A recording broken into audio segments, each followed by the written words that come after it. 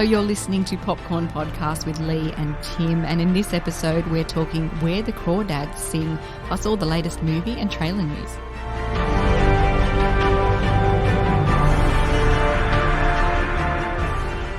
I'm Timmy Fland, movie buff. And I'm Leigh Livingstone, entertainment journalist. And we love to talk all things movies, and we're going to discuss Where the Crawdads Sings this week, which tells the story of Kaya, an abandoned girl who raises herself to adulthood in the dangerous marshlands of North Carolina.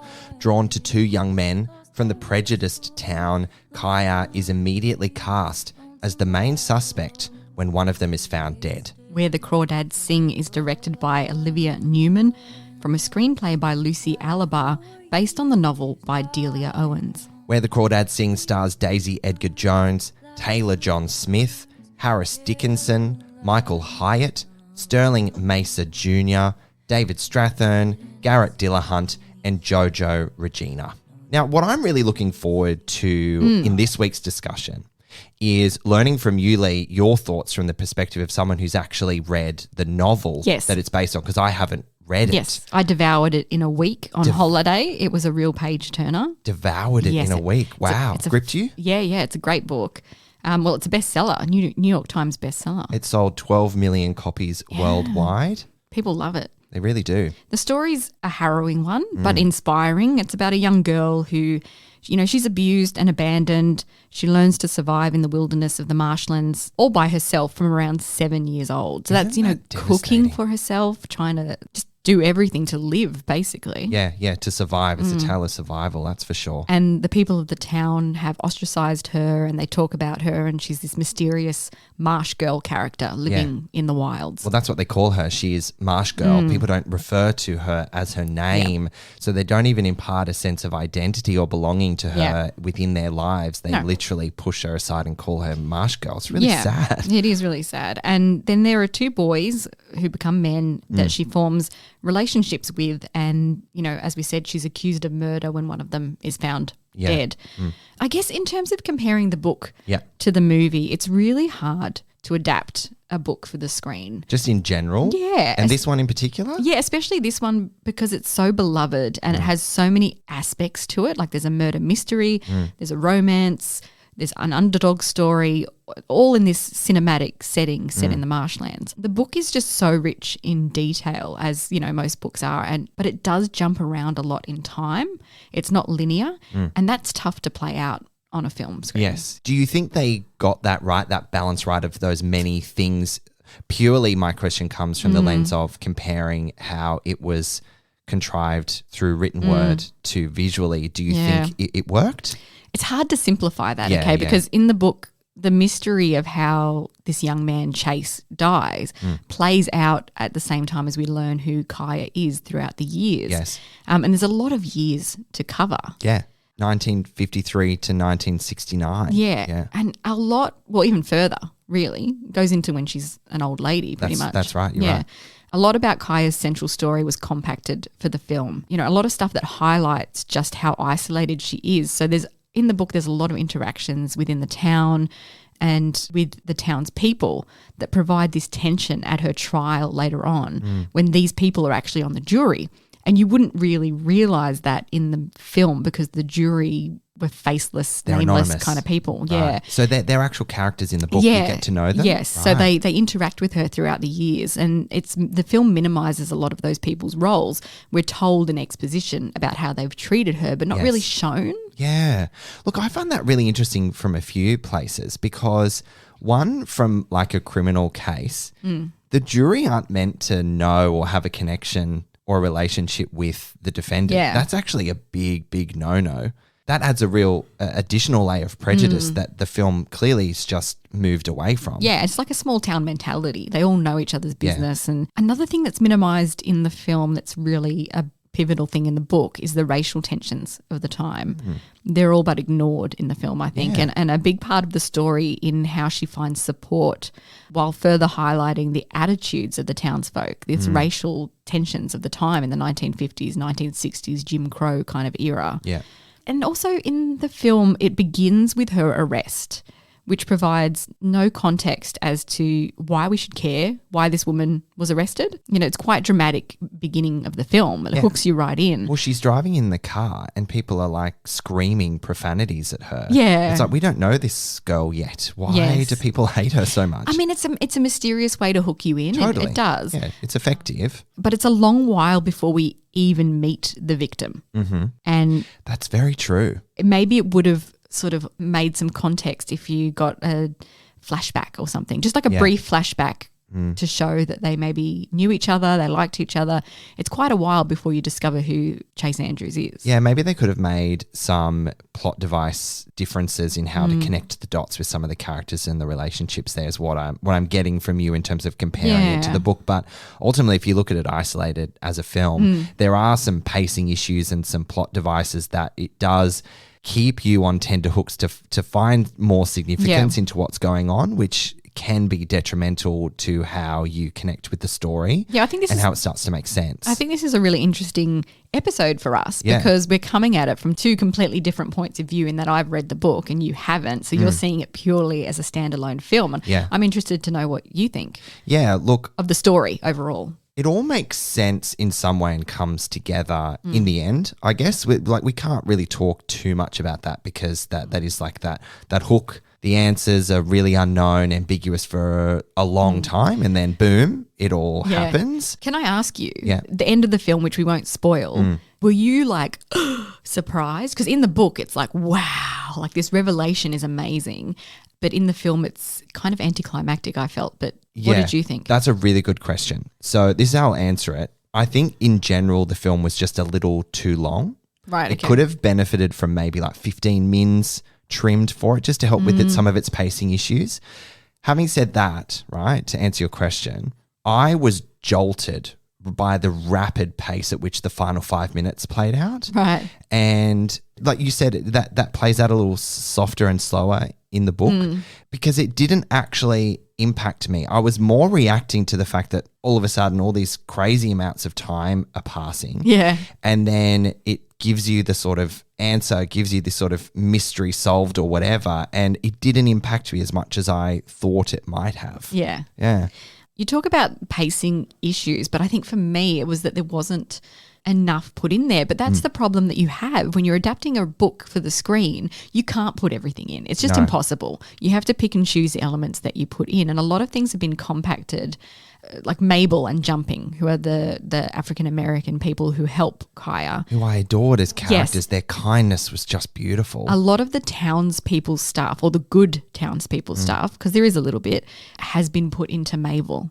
Right. So you don't meet those townsfolk. It's just all been put into this character of Mabel, which is, you know, fine, and it's a good choice to make. It's just, as I said, it takes away some of that tension building up and the extra layers that are there. I think also Daisy Edgar-Jones, who's a fantastic actress, also plays Kaya from her teen years into her 20s and beyond. And I don't think enough was done to highlight just how young she was when she had her first sexual experience, for example. Right. Like during that scene, how old would you say she was? I actually don't know how to answer that question because I couldn't tell you how old I thought she was. Was she early 20s maybe? No. See, in the book, she's a young teenager, and that's the reason he turns her down, because he doesn't want to take advantage of her. Tate is like a lovely character. Beautiful character. And he cares about her deeply and he loves her and he's attracted to her, but also he doesn't want to take advantage of her. And I don't think that was clear in that scene. No, that's a really good point.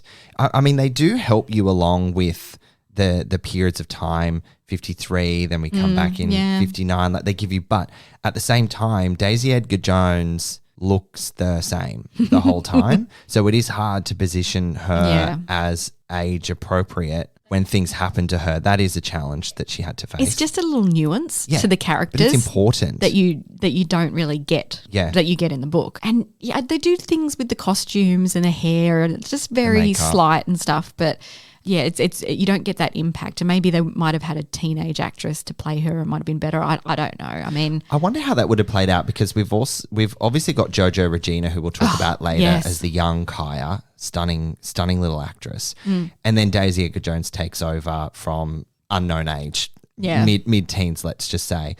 I wonder whether it would have added to more of their issue in connecting with the story itself if they brought in a third actress to bridge that gap. It could have been a little confusing, but You think, there have yeah. been very successful films that have done that to great effect. So maybe that's something they could have considered. See what I mean, though? It's such a tricky line to walk when Yeah, you're it adapting really a is. book like this, and especially one that jumps through so many periods of time. It really is tricky to fit it all in. Yeah. One thing I want to highlight as well, okay, this is a stranger than fiction twist. Oh my God. Yes, I was hoping we were going to talk about this. So there's been some renewed controversy surrounding the author, Delia Owens, who is actually wanted for questioning in Zambia over the televised death of an alleged poacher in the mid-90s. At the time, Owens and her husband and son were working as conservationists to protect vulnerable wildlife when an American ABC documentary crew captured the shooting death on film. Like, how crazy is that? That is crazy. And there are very coincidental synergies between that story and this one, let's just say, which just adds some added layer of mystery and intrigue to the whole thing, right? It's like How to Get Away with Murder, and then you wrote a book about it. Oh my God. Allegedly. Allegedly, that's right. Yeah, Owens was a wildlife scientist, so that in itself injects such incredible detail into the nature that's featured in the book. The marsh is such a huge character in this story. And it's also kind of a parallel allegory for Kaya's journey, you know, and that detail is brought to life in just a gorgeous way on screen. Her connection to nature is so important. And how do you think they brought that to the screen? Well, just to add on that, you were saying that Owens was a wildlife scientist. She says that her whole life led to this story, and I quote, "The inspiration behind my book started when I was a child. I grew up in the woods, real woods," she says.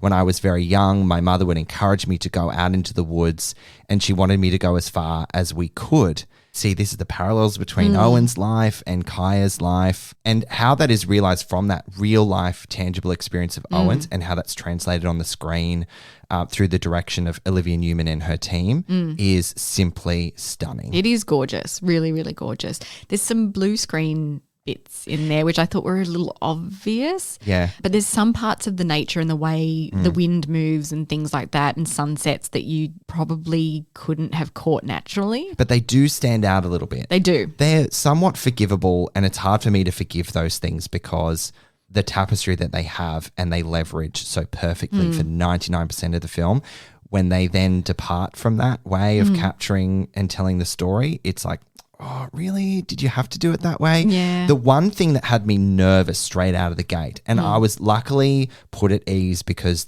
as I said, 99% of this movie is visually like stunning, was the opening shots where you're first introduced to the marshland. Yeah. Stunning cinematography. But the damn bird was one of the worst CGI birds I'd ever seen, and that was very distracting for me. And I wonder why they did that, and two, couldn't they make it better?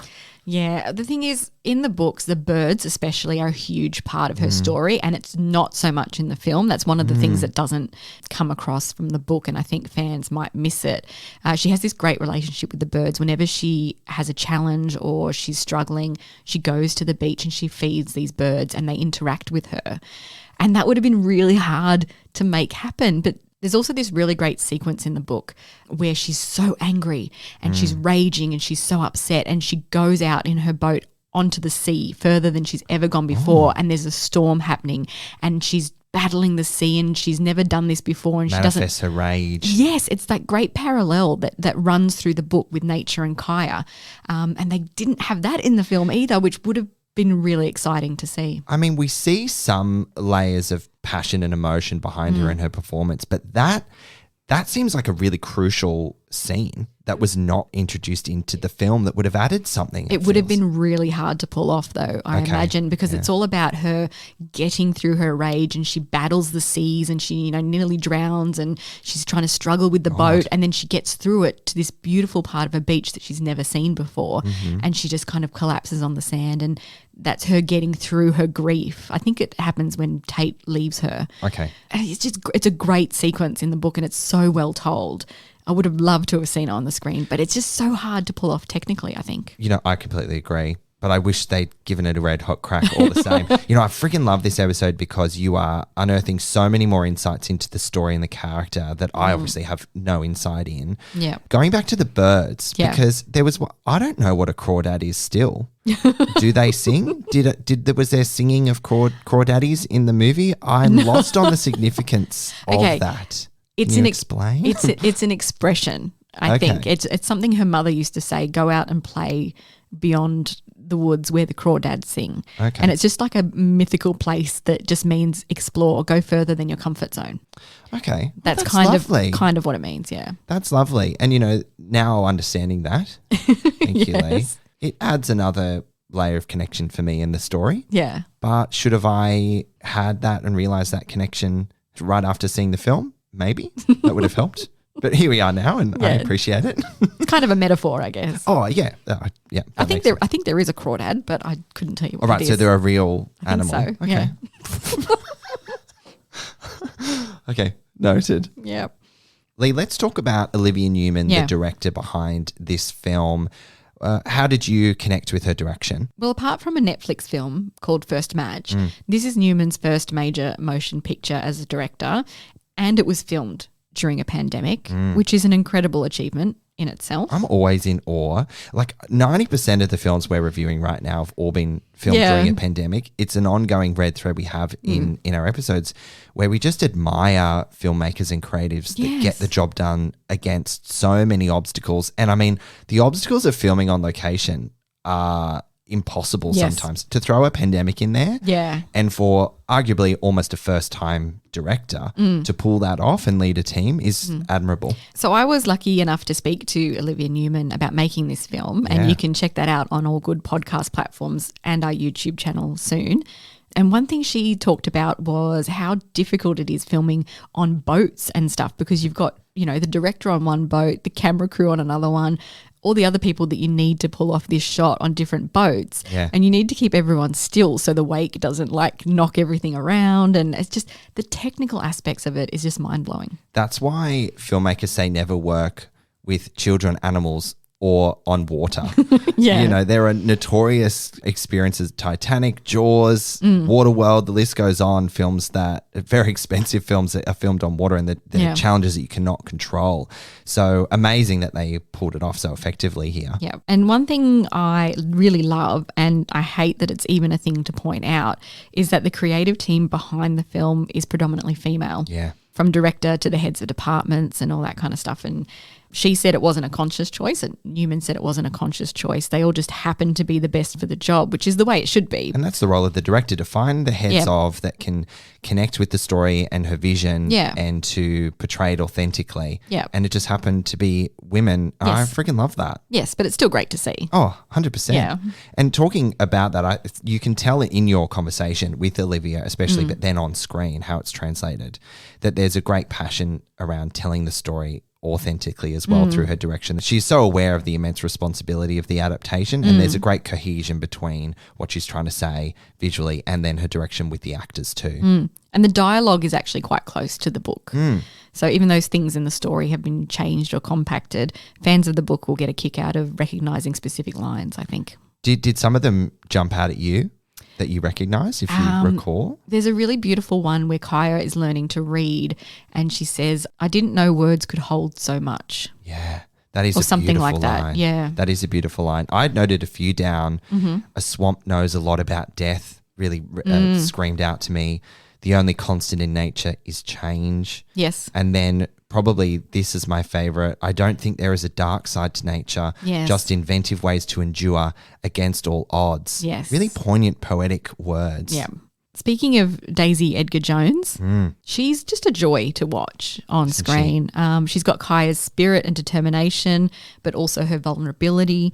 She's a real heroine to get behind and sympathise with. She has suffered at the hands of abuse, abandonment. Kaya, not Daisy Edgar-Jones. Yes. Yeah. Well, I mean, can't speak for her. But can't speak for her. No, I'm not. Thank you for clarifying. But also deep-seated prejudice from the townspeople, which we've already touched on. And I found that really hard to accept because I just cannot fathom how adults would ignore and not care for a knowingly abandoned child in the wilderness. And I think that's the problem, that you don't see enough of that on Yeah. screen to get that sense. I found it really, really uncomfortable. Yeah. Because, I mean, I understood that her mother left because she was being physically abused by her husband, the father, which is really challenging to watch.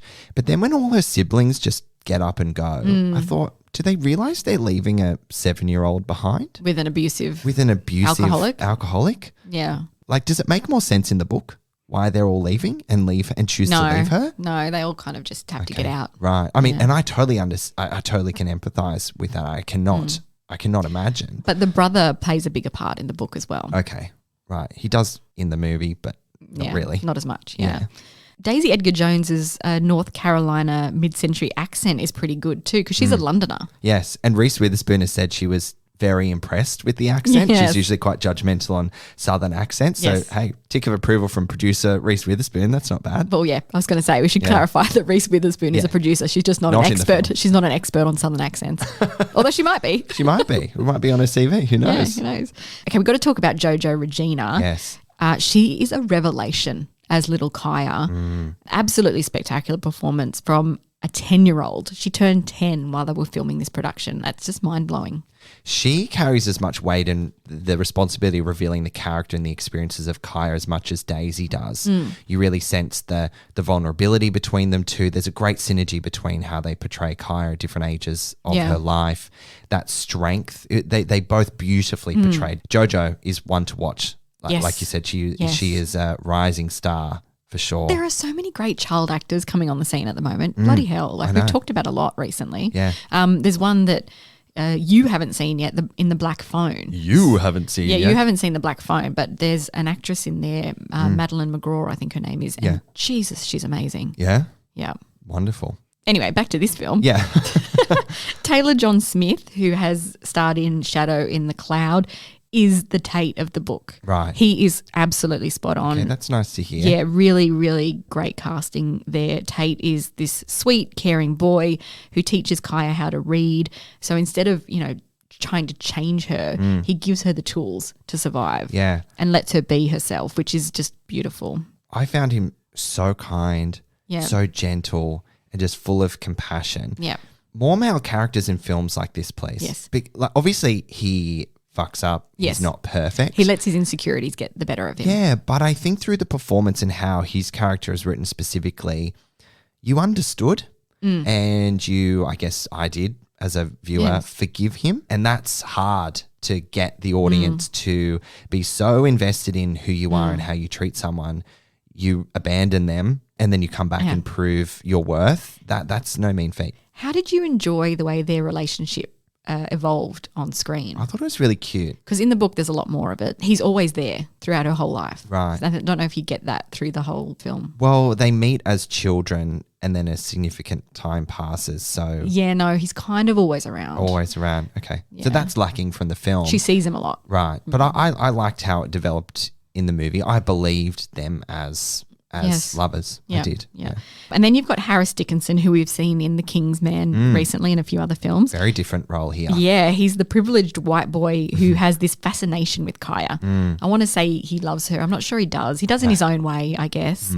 And he's the one that ends up murdered. I always felt unsettled watching him in the film, which I found was really great because there was always an underlying question of his character and his intention that Harris brought to screen really well. And when you juxtapose him with Tate, where you settle into this kindness, compassion and gentleness that we've talked about, and then Harris comes in, it's just, you get the ick, don't you? Yeah. It's pretty powerful. Yeah. The one thing that Harris also brings to the role is another layer to Chase that, he's pretty deplorable as a character. He's a bit gross. Yeah, you don't really like him, but he brings this other layer that makes you think, he's a product of his circumstances as well, like growing up with a rich, privileged family, a prejudiced family.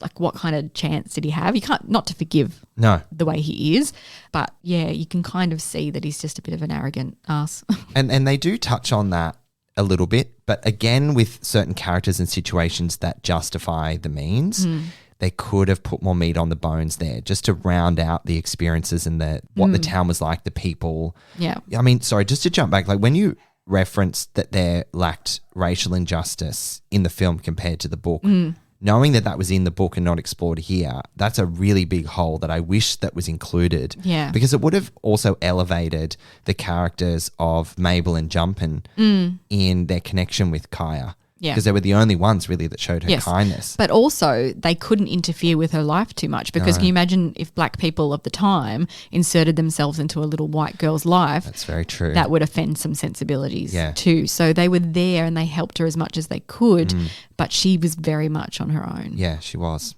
Gosh, poor But they little had Kaya. similarities in their journeys and the way the townspeople treated them. Yeah, they did. And that's explored a lot more in the book too. Right. It's really hard to get all this stuff. Yes. There's so many layers to this book and it's really hard to put it all on the screen Yeah. in a 2-hour movie or however long this movie was. Okay, so we've already touched on these sorts of things throughout the episode, but let's dive a little deeper in the sets and locations of this gorgeous looking film. There's such incredible detail in the main set, which is the rundown shack that Kaya lives in. The production designed by Sue Chan, absolutely incredible. So that shack in the marshlands was actually constructed inside and out. Yes. In situ behind this historical property called Otis House in Louisiana.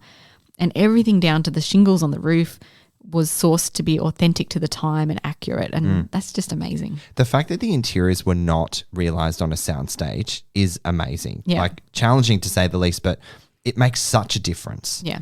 And the changes to the shack that undergo throughout the story, they're just really beautiful details that show the passage of time and how Kaya develops more skills, the comings and goings of characters, and how what the sort of world that she's creating for herself is so beautifully done. The set design, production design is stunning in this movie. It really is gorgeous. Yeah, just wait till you see it on screen. I think it's very mesmerising. And they filmed in New Orleans in Louisiana. New Orleans. New Orleans. I wonder what Reese Witherspoon would say about that accent. I think she would approve. Sure. Sure. And I'm just like bobbing my head. Sure. All right, Leigh, what do you think? Should we wrap up and rate our take on Where the Crawdads Sing? Yes, well, Where the Crawdads Sing will resonate as a story of survival and hope, showing that the beauty and danger of nature are inextricably linked. For diehard fans of the book, some aspects may fall short because it's been simplified and distilled for the screen, thus removing a lot of the nuances and tensions that make the book such a page-turner. You know, whether that's forgivable or not is just entirely subjective, but I'm giving Where the Crawdads Sing 2.5 popcorn kernels out of 5. I really enjoyed this movie. I appreciated everything that went into bringing it together faithfully for fans of the beloved book and in realising the importance to authentically represent Kaya's world and connection to nature. Despite some pacing issues and plot devices that needed some polishing here and there is much to learn from this story of survival around resilience, hope, human connection, and the power of nature. I'm going to rate Where the Crawdads Sing 3 popcorn kernels out of 5. There you go. Where the Crawdads Sing is in Australian cinemas from July 21st. And make sure you keep your eyes and ears peeled for our interview with director Olivia Newman for more behind-the-scenes insights into the making of Where the Crawdads Sing. All right, Tim, jumping into the news for this episode. This piece of news is both surprising and unsurprising, with Miles Teller revealing that he and Tom Cruise have been talking about a Top Gun 3. So Top Gun Maverick has absolutely dominated the global box office, and most recently, get this is absolutely wild, overtaking Titanic as Paramount Pictures' highest grossing film in the US. So, okay. What are your thoughts on this? Surprising, unsurprising? Should the story of Maverick continue or should it be left alone? I'm torn, right? Because it was so fucking good. It was so good, but I mean, just by the law of diminishing averages, it's not going to be as good if you go back again so soon. But you know, Tom Cruise doesn't have 30 years in him to wait for 36. We waited 36. I don't think, do we have 36 years? No, I don't know. I hope so. Yes, I feel like it was such a moment in time and it should be left alone. But, you know, these days we can't, the Hollywood machine can't leave things alone. I'm going to make a definitive call. Yeah. I don't want Top Gun 3. No, okay. Because Top Gun is so good. Top Gun Maverick is even better. It closes the story. It's like, what else is left emotionally to weave in? Yeah. It would just be another quote unquote adventure. It wouldn't have the same impact. I guess maybe it would continue Rooster's story. Yeah, I can Miles see Teller's that. character. Yeah. And I could be interested in that. But does that character have the same resonance as Maverick? Like, do people desperately need to see what happens with Rooster?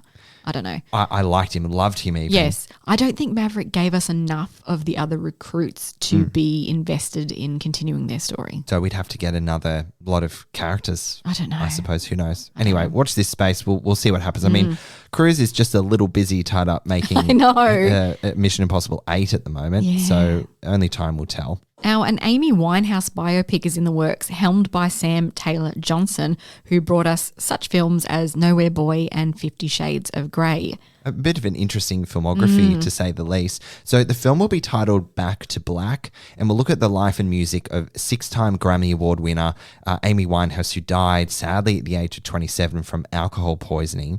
So it has been made with the backing of the Amy Winehouse estate, and a casting call will commence soon to find the actor to tackle the role of Winehouse. Big role. You know, I'm not very excited about this because there is already a seminal Oscar-winning documentary about Winehouse's life from filmmaker Asif Kapadia called Amy that is just phenomenal. And I haven't seen it. No, you have to see it, Tim. I know. You do. It tells the story perfectly. I encourage you to check it out. And also the fact that her estate is approving it doesn't mean shit to me because her estate, you know, quote unquote family is a large part of why she went down the path that she went down. Why she had so many demons. Not entirely their fault, you know, mental health and chemical imbalances and addiction and all that kind of stuff come into it. But she was driven into the ground when she needed help. Yes. And so the fact that they're capitalising on her life with a film just makes me a little bit angry. Yeah. I'm not keen to see it. Okay. So much so that you would choose not to see it, or is that an unfair question? Look, I don't know. Yeah. I just don't think it needs to be made. I think a lot of my feelings around this will be determined by the actor who is cast as Amy. Yeah. To know that it's an actor who, gosh, they got her voice is unmistakable. You know exactly who it is when she sings. So that's going to be hard for any actor to take on. Yeah. So I just hope they get the casting right. That might make me settle into this a little better, but that's just for me. Go and watch the documentary Amy and then tell me how you feel about it. That's a call to me and you listening. Yes. So yes, Leigh, I will do. And now Taron Egerton has said that he met with Marvel about playing Wolverine in a potential X-Men MCU outing, telling the New York Times, "I'd be excited, but I'd be apprehensive as well because Hugh Jackman is so associated with the role that I'd wonder if it would be very difficult for someone else to do it." Absolutely would be, Jesus. But hopefully if it does come around, they'll give me a shot. Do you know what? I can see this. Me too. I can see this. He's Taron been long rumoured as well. Egerton is incredibly fucking talented. Yes. So if anyone was going to take over the Wolverine mantle from Hugh Jackman, I'd be happy if it was him. And I love that he's manifesting the shit out of this because there's been growing talk recently of the mutants being folded into the MCU in some way now that Disney owns both Marvel and 20th Century Fox, known as 20th Century Studios now. And especially after, and spoiler alert, if you want to skip 15 seconds ahead, go for it now, Professor X showed up in the Multiverse of Madness and there was a big revelation at the end of Miss Marvel series, which is just wrapped up on Disney+. Yes, which makes us think that the mutants are coming in soonish. And we've also got Comic-Con happening very soon. Oh, yeah. And Marvel is going to make some big announcements there. So, well, you know, they originally didn't have a panel and then last minute they jumped on. So I guess I think they've got some work to do. We've talked about this at nauseum, especially in our most recent episode for Thor: Love and Thunder, that Phase 4 is a bit of a hot mess, a bit of an alphabetic soup that doesn't spell anything other than gibberish. Yes. So hopefully they're going to clarify some things on this MCU panel without spoiling, but just offering some bit of guidance, bit of comfort. Like, trust in us, it's going somewhere. Yeah, and I want to trust them, and I do. I just don't at the moment. But when you think about it, there was 3 phases leading up to the massive Avengers whole thing. So, you know, Phase 4 might not be going anywhere just yet. But it's all leading up to, you know, wait another 3 phases and we might get the big bad. But the thing is, we have just reached 100 hours of content in Phase 4 across the films and the TV series. Yeah. Phase 1 and 2 were just shy of 13 hours each. And then Phase 3 was about 20-something hours. So I think I may have those numbers slightly wrong. Yeah. But, I mean, 100 hours, Christ almighty. If you're telling me we mightn't get any direction in phase 4 after 100 hours, then there's something wrong with that. Okay, fair enough. All right, let's wrap it up with this piece of news, Leigh. Yeah, so Jamie Lee Curtis has dropped the cryptic date of July 20 on her social media. So it seems as though we'll be getting a Halloween Ends trailer very soon. So the conclusion to David Gordon Green's Halloween horror trilogy will pit Laurie Strode against Michael Myers for the final time and is expected in Australian cinemas on October 13 at this stage. Yes. While you're eagerly awaiting the trailer, though, don't forget to watch Popcorn Podcast's interviews with the Scream Queen herself, Jamie Lee Curtis, so exciting, as well as other cast and filmmakers from the Halloween franchise over on our YouTube channel now. Absolutely. All right, guys, I think that about wraps it up for another jam-packed episode of Popcorn Podcast with Leigh and Tim. We reviewed Where The Crawdads Sing. Yes, and you can see that one in Australian cinemas from July 21st. And don't forget to check out our interview with Olivia Newman. Very, very soon. All right, guys, as always, thank you so much for listening. And we'll catch you next time. If you enjoy our episodes, head over to Apple Podcasts and subscribe. While you're there, we would love you to rate us and leave a review. You can also find us on Spotify, Google Podcasts, iHeartRadio, Amazon Alexa, and where all good podcasts are found.